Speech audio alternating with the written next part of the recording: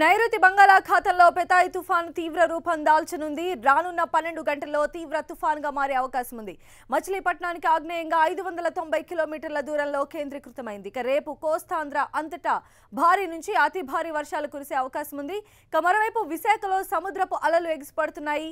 కోడూరు, నాగలంక, మంగినపూడి ప్రాంతాల్లో సముద్రం ముందుకు దూసుకొచ్చింది. దీంతో తుఫాను ప్రభావంపై అధికారులతో సమావేశమయ్యారు జిల్లా కలెక్టర్.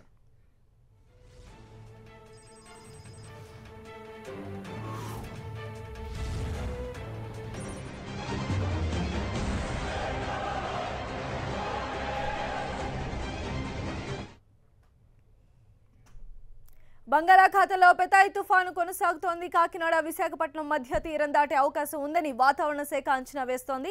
దీని ప్రభావంతో బలమైన ఈదురుగాలులతో కూడిన భారీ వర్షాలు కురిసే అవకాశం ఉంది.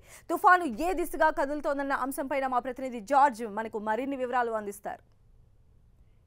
తుఫాను ఏదైతే ఉందో అది ఆంధ్ర కోస్తం వైపు దూసుకువస్తుంది. అయితే ప్రస్తుతానికి ఎట్లా కదులుతుంది అనేది మనతో పాటు వాతావరణ అధికారి శాస్త్రి గారు ఉన్నారు. ఆయన ఈ పెదాయి తుఫాను ఎలా కదులుతుంది అనేది మ్యాప్ ద్వారా మనకు వివరించినారు. సార్, ప్రస్తుతానికి ఎక్కడ ఉంది, ఎలా కదలబోతుంది?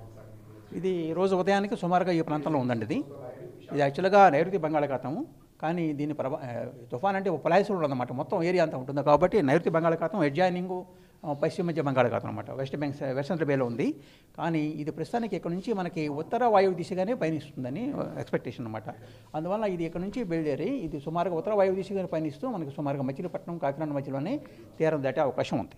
అంటే ఈ మధ్యలో తీరం దాటుతుందని చెప్పడం జరుగుతుంది. ఎలా ఏ ప్రాంతాలకి ఎఫెక్ట్ అయ్యే అవకాశం ఉందంటారు? అదే ఉండదండి. తీరం ఎక్కడ దాటినా కూడా దాని నుంచి అటు 200 కిలోమీటర్లు, ఇటు 200 కిలోమీటర్ తప్పకుండా ఉంటుంది అనమాట. 200 కిలోమీటర్స్ దాని రేడియస్ ఉంటుంది. రేడియస్ నేను చెప్పేది, డయామీటర్ కాదు. డయామీటర్ సరికల్లా 400 కిలోమీటర్స్ పైన ఉంటుంది. అందువల్ల ఆ ఏరియా అనేది దాదాపు 2-3 జిల్లాలు కవర్ చేస్తుంది. కాబట్టి అన్ని జిల్లాలకే ఎఫెక్ట్ ఉంటుంది, ముఖ్యంగా ఆ 3 జిల్లాలు. అంటే ఇది క్రమంగా ఇది బలహీనపడుతుందని అంటున్నారు. అంటే ఇది తుఫాన్గా మారే క్రమంలో అంటే తీవ్రత ఉండే అవకాశం ఉందంటారా? బలహీనపడటం అనేది నేను కింద చెప్పింది ఇప్పటికే కొంతవరకే. సైక్లోన్ కాస్త సివియర్ సైక్లోన్ అవుతుంది కాబట్టి ఆ సివియారిటీ నుంచి మళ్ళీ తిరిగి కొద్దిగా ఒక గ్రేడ్ మాత్రం తగ్గుతుంది, కానీ పూర్తిగా బలహీనపడదండి. తీరం దాటేప్పుడు తుఫానుగానే తీరం దాటే అవకాశం ఉంది. ఆ తీరం దాటిన తర్వాత మాత్రం ఈ యొక్క భూమి అంటే మన భూమి మీద ఉండే ఫ్రిక్షన్ మూలంగా అది జనరల్గా బలహీనపడటం అనేది 12 గంటలు ఆ ప్రాంతంలో, అంటే దాటిన తర్వాత 12 గంటలకు 24 గంటలకు అయిపోతుంది, తగ్గుతూ ఉంటుంది. అది మామూలు.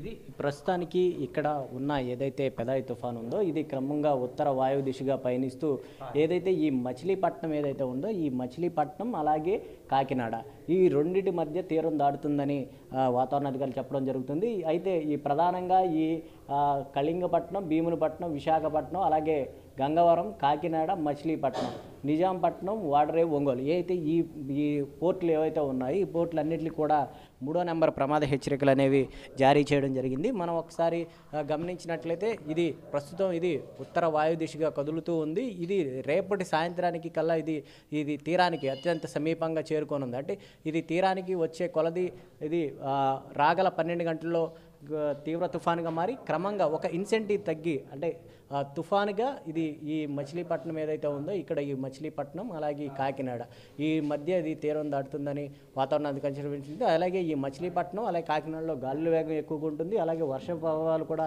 చాలా ఎక్కువగా ఉంటాయని చెప్పడం జరుగుతుంది.